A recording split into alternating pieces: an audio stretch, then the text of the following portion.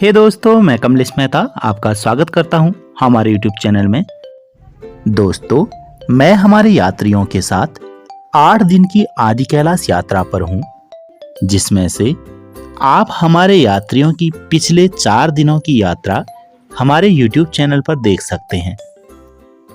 पिछले भाग में आपने देखा गुंजी, नाभी, कोटी विलेज होते हुए हमने दर्शन किए आदि कैलाश के और साथ ही साथ लगभग 6 किलोमीटर के ट्रैक के साथ हमने दर्शन किए गौरी कुंड और पार्वती सरोवर के। आज के इस भाग में हम दर्शन करेंगे काली माता टेम्पल, ओम पर्वत, नाग पर्वत और व्यास गुफा के।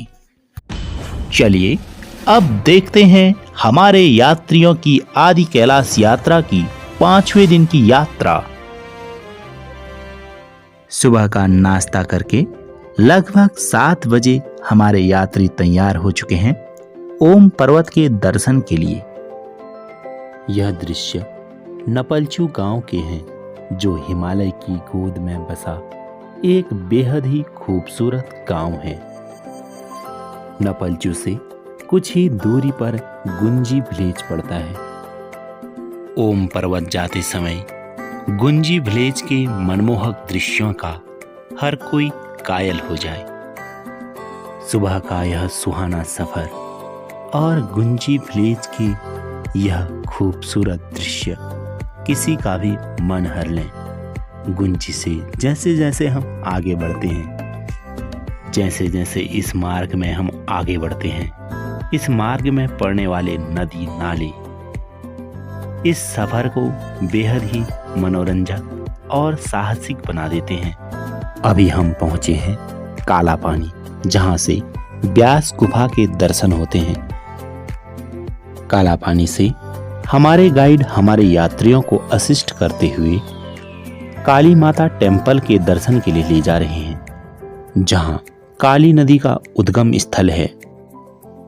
काली माता टेम्पल के परिसर में प्रवेश करते ही मानो असीम शांति और सुकून की अनुभूति हो रही है। मन करता है घंटों माँ की शरण में, माँ की साधना में लीन हो जाएं।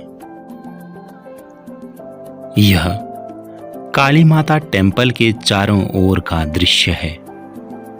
चलिए साथ में मिलकर दर्शन करते हैं काली माता टेम्पल के और काली नदी के उद्गम स्थल के। यह काली नदी का उद्गम स्थल है। यहीं से काली नदी आगे जाकर विशाल रुद्र रूप धारण करती है। काला पानी में हमें दर्शन होते हैं हनुमान जी, भोलेनाथ और मां कालिका की। साथ ही साथ यहां से हमें दर्शन होते हैं नाग पर्वत के। कुछ क्षण काला पानी में प्रभु की साधना में बिताने के पश्चात हम आगे बढ़ते हैं आज की हमारी यात्रा में। काला पानी से लगभग 1 घंटे का सफर तय करने के पश्चात हम पहुंचते हैं नाभी ढांग, जहां से हमें दर्शन होते हैं ओम पर्वत के। इस यात्रा में हमारे यात्रियों को आदि कैलाश और ओम पर्वत के क्लियर दर्शन हुए, जिससे हमारे यात्री बेहद प्रसन्न हैं। नाभी ढांग से हमें दर्शन होते हैं नाग पर्वत के, जो ओम पर्वत के ठीक विपरीत दिशा में मौजूद है। साथ में हमें दर्शन होते हैं पार्वती नाभि के और ठीक सामने हमें दर्शन होते हैं ओम पर्वत के। ओम पर्वत और आदि कैलाश के इतने साफ दर्शन अक्सर बेहद कम देखने को मिलते हैं। नाभी ढांग पहुंचकर मानो ऐसा एहसास होता है जैसे हम स्वर्ग में आ गए हों। यह मेरा एक छोटा सा प्रयास था आपको हमारी आदि कैलाश यात्रा के माध्यम से आदि कैलाश और ओम पर्वत के दर्शन कराने का। अगर आपको मेरा यह प्रयास पसंद आया तो एक प्यारी सी कमेंट अवश्य करें और साथ ही साथ कमेंट में हर हर महादेव लिखना ना भूलें।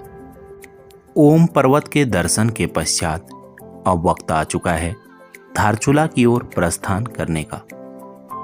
लगभग सभी चेक पोस्टों, पुलों, नदी और खूबसूरत से नालों को पार करते हुए इनसे विदाई लेना अब मुश्किल सा प्रतीत हो रहा है। दोपहर के लगभग 2 बजे हम पहुंचते हैं बूंदी।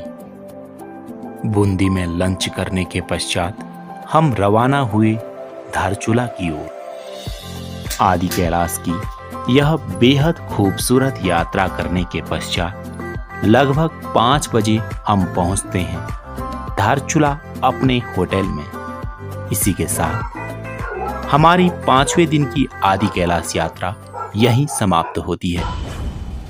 6ठे दिन की आदि कैलाश यात्रा देखने के लिए हमारे YouTube चैनल को सब्सक्राइब अवश्य कर लें। धन्यवाद।